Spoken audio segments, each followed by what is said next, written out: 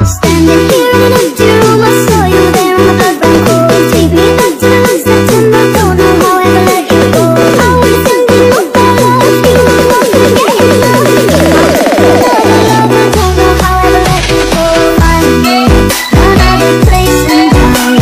If only you were mine. But I know someone else's baby.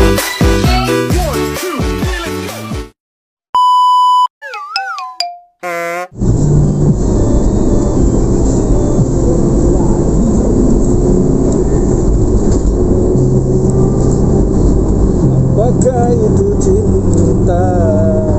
Oh,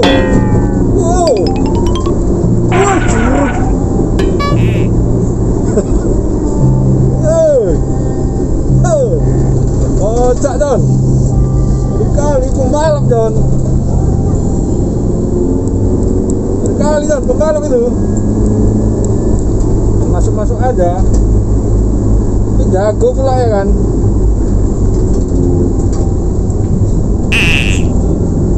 Jago kan nggak masalah ya. Pun bang jago cerigau apa bang jago.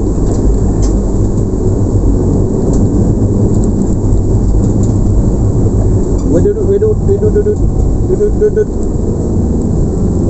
Nah ini John, ketemu lagi si me again di Geta France channel. Ini dia kisahnya.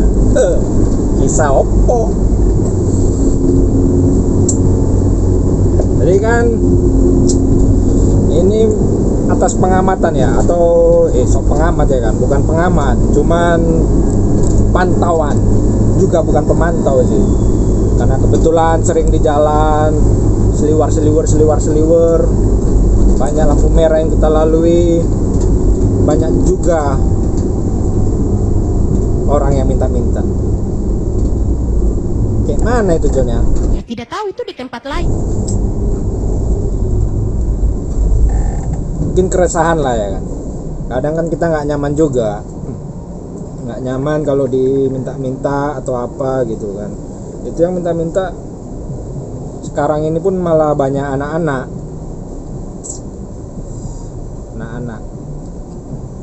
minta itu sebagian, dan sebagian juga ada yang jadi badut-badut ya kan, badut-badut mampang itu.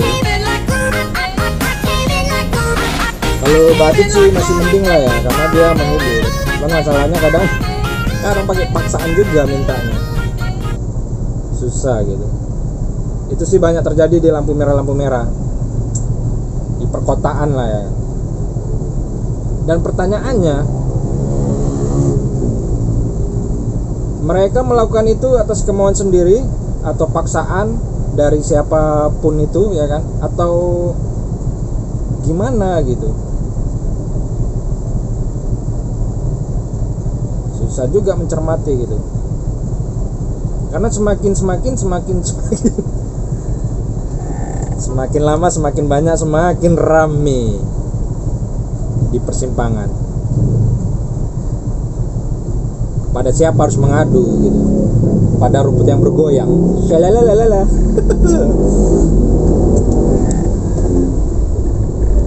Apa namanya? Mau mengkritik tapi awak nggak bisa ngasih solusi gitu kan? Jadi bukan suatu kritikan sih gitu. Cuman suatu keresahan. Kenapa bisa berkembang atau marah? Pengemis, anak-anak, bocah-bocah, nggak tahu panas, nggak tahu hujan. Kalau apa ya, dari apanya maksudnya, kasihan gitu loh, masih kecil dia gitu, udah mencari nafkah bagi hidupnya, walaupun nyanya itu terpaksa gitu kan, nggak tahu memang itu ada orang tuanya atau ada oknum di belakangnya juga nggak tahu gitu. Dan itu juga kalau bisa kepada pihak yang bersangkutan lah ya kan, mengamankan itu. Cuman pengamanannya juga paling sampai mana gitu, sejauh mana gitu. Diamankan hari ini, dikutip di persimpangan juga besok nongol lagi gitu, kayak nggak ada efek jerah atau memang nggak ada solusi lain atau gimana gitu. Padahal kan untuk anak-anak gepeng ini, anak-anak terlantar gitu kan, itu tertuang dalam pembukaan undang-undang ya, undang-undang 45 kalau nggak salah, pasal berapa, pasal 34 ya. Nah, tanya Wak ini, Wak, tolong jelasin Wak. Oke Bang Get, semua itu ada di dalam pembukaan Undang-Undang Dasar Negara Republik Indonesia tahun 1945. Pasal 34, ayat 1. Fakir miskin dan anak-anak yang terlantar dipelihara oleh negara.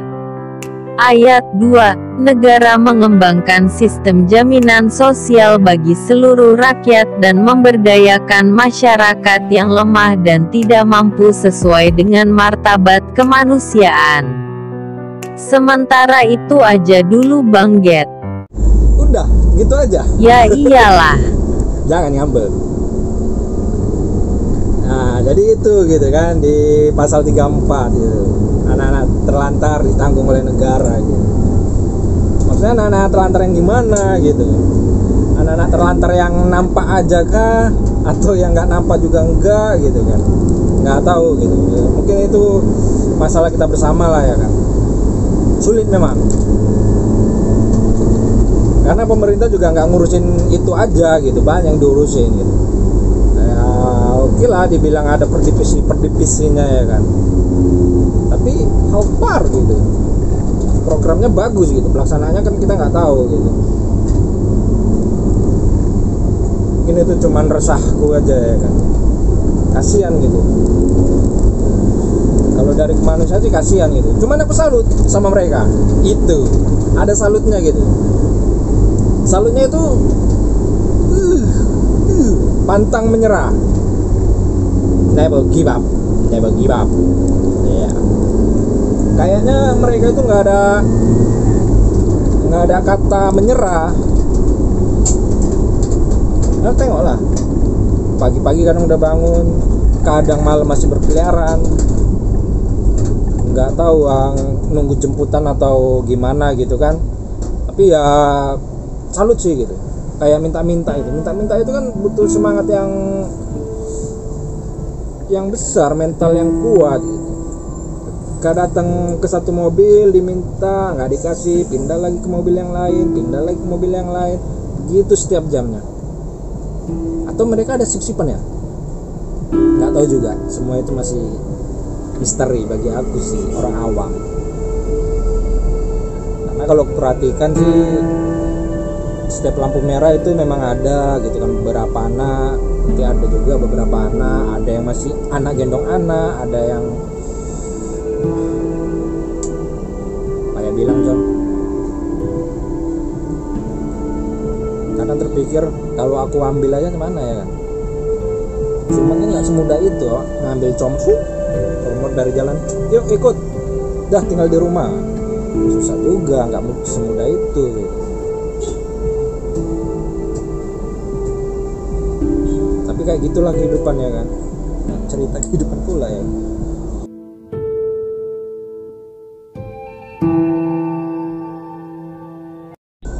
Aduh, lah musik dulu John, biar nggak apa kali ya kan.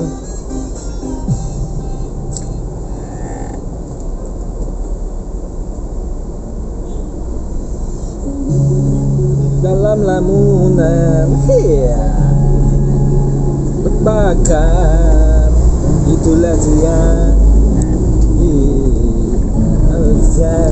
Aduh, Ganteng doang, kagak bernyanyi.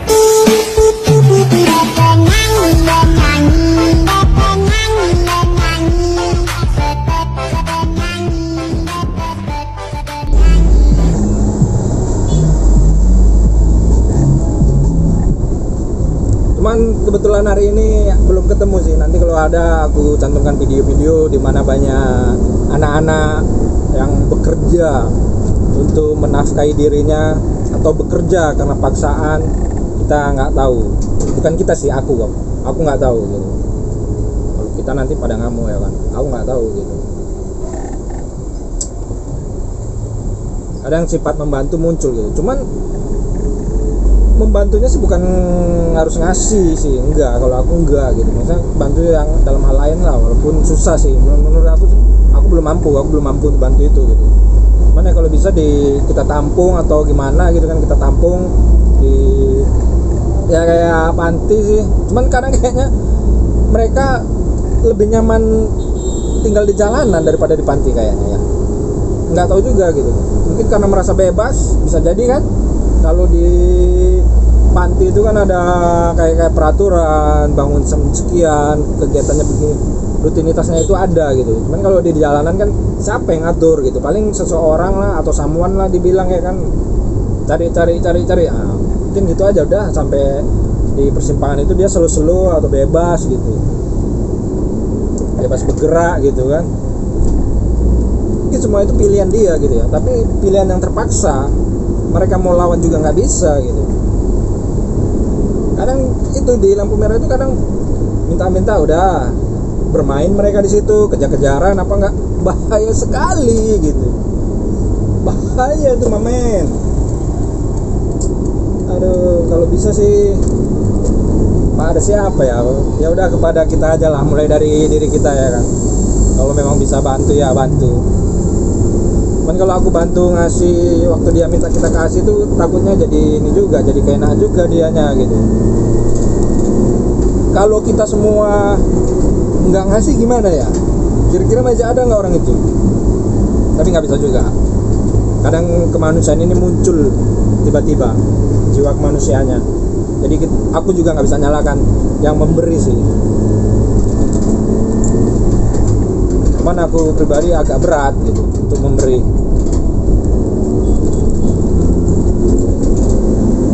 Ya. Jadi itulah medanku ya. Medan yang aku lalui setiap harinya, dan itu yang aku temui, dan itu yang aku lihat. Banyak polemik yang terjadi. Bahkan juga ada manusia silver lagi. Manusia silver itu kayak mana gitu? Apa enggak berbahaya gitu? Coba Wak itu lagi, Wak, ada info tentang manusia silver, Wak?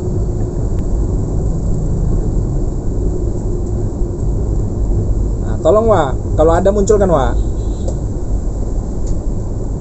Kalau nggak ada ya nggak apa-apa, sedikit aja menjadilah Wak. Ya Wak. Ada Bang Get. Kayaknya mereka terinspirasi dari Quicksilver. Ya kan Bang Get? Manusia silver dalam definisi fitrahnya sebenarnya adalah para seniman yang mendandani dirinya secara unik dan kreatif. Hal itu merupakan upayanya untuk menarik perhatian sekaligus menghibur orang-orang yang ada di sekelilingnya. Penampilan mereka di depan khalayak merupakan bagian dari show yang mereka pertontonkan, seperti halnya seorang pengamen yang memainkan alat musik. Mereka diberikan sumbangan seikhlasnya oleh orang-orang yang berkenan dengan aksinya atau mungkin merasa bersimpati. Efek samping dari bahan yang digunakan manusia silver, badan menjadi gatal dan panas. Bila digunakan terus-menerus akan menyebabkan kanker kulit. Ini dokter yang bilang loh. Semoga mereka baik-baik saja dan sehat selalu. Sekarang ini, zaman milenial, manusia silver lebih ke arah minta-minta yang tersebar di setiap perempatan. Dulu disebut seniman silver, zaman now disebut pengemis silver. Depend on you John. Udah dulu ya Bang Get. Oke Wak, thank you Wak. Siapa nama Wak itu? Wak Asis lah ya kan? Wak asisten. Tarik asisten. Nah, jadi manusia silver lagi. Itu mana gitu? Mereka mau berbuat gitu, oke lah, hanya untuk segini kan, sejengkal perut ya kan, untuk menafkahi dirinya. Maksudnya kalau idenya bagus gitu, kreatif. Masalahnya kesehatan gimana gitu, kesehatan kreatif. kenapa mereka nggak mau kerja aja gitu? Kalau kerja kan terjamin ya kan, sodap lagi itu. Dibilang males, nggak males, mereka aktif. Memang sih jam kerjanya lebih dikit, ya kan? Paling berapa jam aja dia cek badan, tetap 3-4 jam dah. Jam itu udah istirahat, dah dengan dunianya lah, hidup dengan dunianya. Nah, itulah polemik yang terjadi di kita, khususnya Medan, main-main. Itu lintasanku aja sih yang terbesit. Bukan suatu kritikan, karena aku juga nggak bisa kasih solusi, jadi menurut aku itu bukan kritikan, cuman it's my resahku. Jadi seperti biasa, kalian subscribe, kalian subscribe. Kalau yang belum subscribe, thank you for you yang udah subscribe, and thank you not to skip this video, and see ya.